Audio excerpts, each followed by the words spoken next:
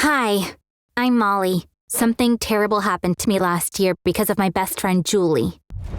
It sounds crazy, but I was stuck at the bottom of the sea for 36 hours. Yes, at the bottom of the sea, underwater, for 36 hours, which is more than a day. You'll see that I'm not making it up when you hear my whole story. It all started when Julie showed me a photo. Molly, check this out. So I took her phone. Ethan, a guy that Julie met on Instagram, was holding the steering wheel of a boat and smiling. I never liked this guy, and this photo made me like him even less. It was so obvious that he was just a spoiled rich kid. So, I said, and gave the phone back to her. I could tell that she wanted something from me. He's inviting us to spend the weekend on his boat. I pretended not to understand. Us? How does he know me? He barely even knows you. You just message each other. She said, we talked on the phone for hours last night. Trust me, he's a great guy. Come on, let's go together. I immediately said, no way. What am I going to do on a boat with a total stranger for 2 days? So she said something she knew would work. What if he's a psycho? Are you going to leave me alone with a guy like that? This was the same sentence I used on her last month.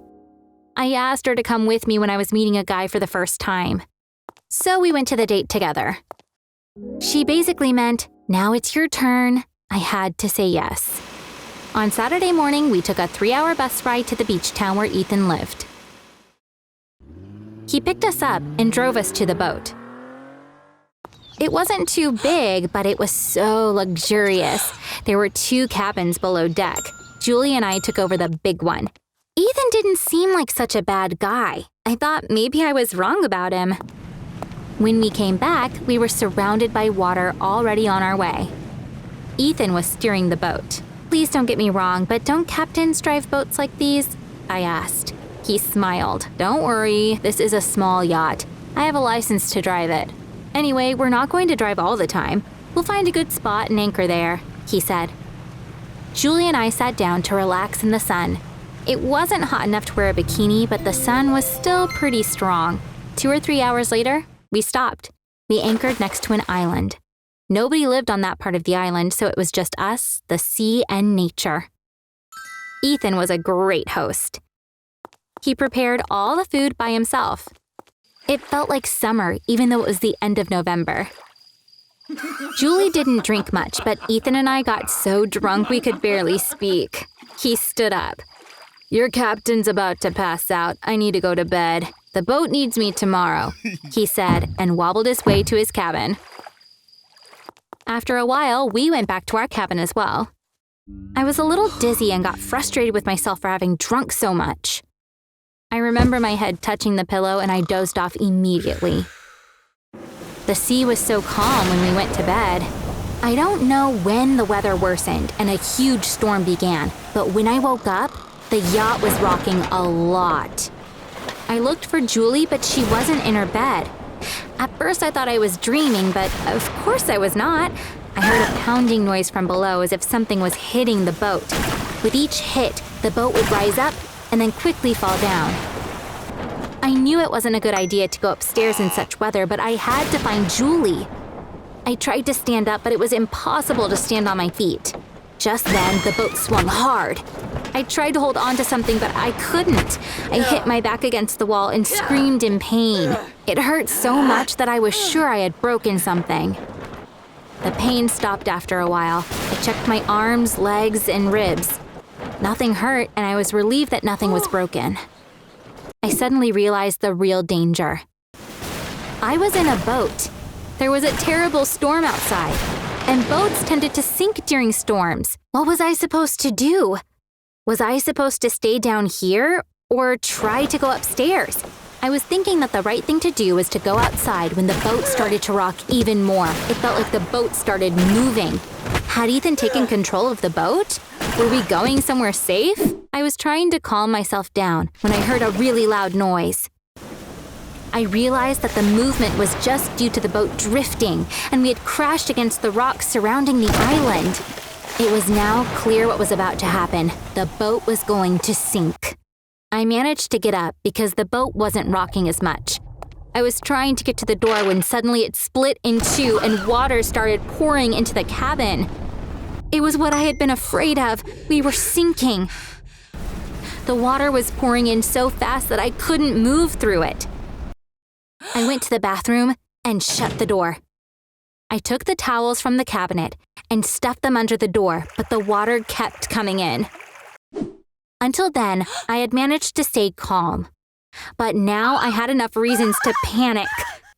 The boat I was in had hit a rock in a storm and was sinking quickly, and I was stuck inside a tiny bathroom. For the first time, I thought I might actually die. I started yelling to get this thought out of my mind.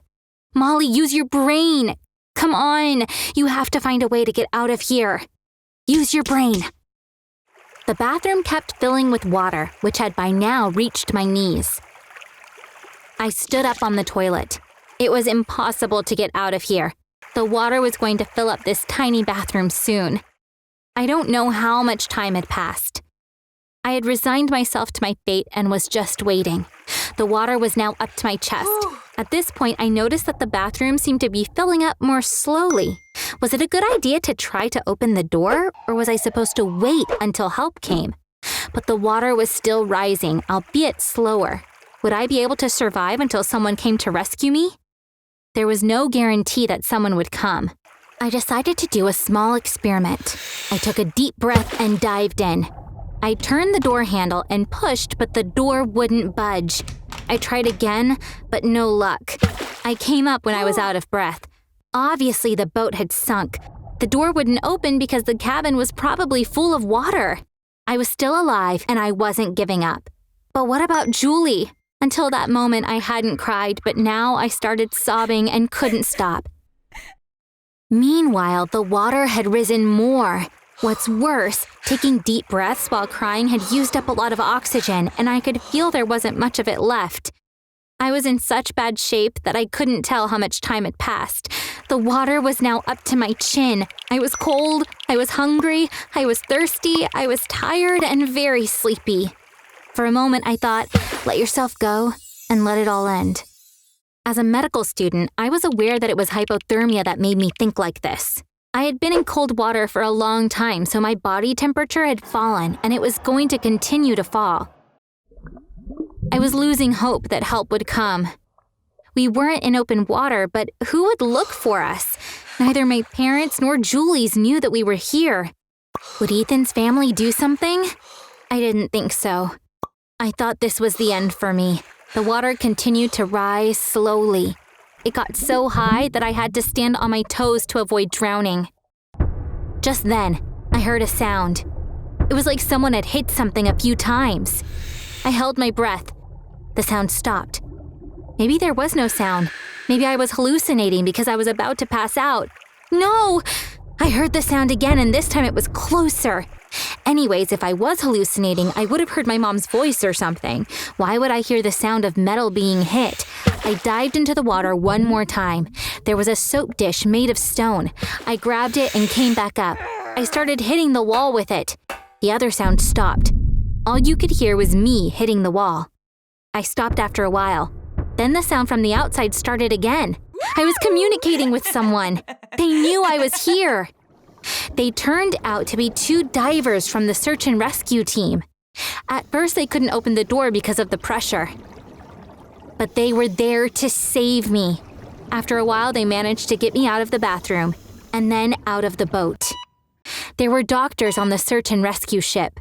They had a lot of experience with such situations and were able to help me recover from hypothermia. As soon as I was feeling better, I asked about Julie. I found out that both she and Ethan were okay. Apparently, Ethan had diabetes, but he was too drunk to take his insulin shot. Diabetes patients lose consciousness in such situations and go into a coma after a while. Ethan somehow got himself to our cabin door and knocked. Julie helped him right away.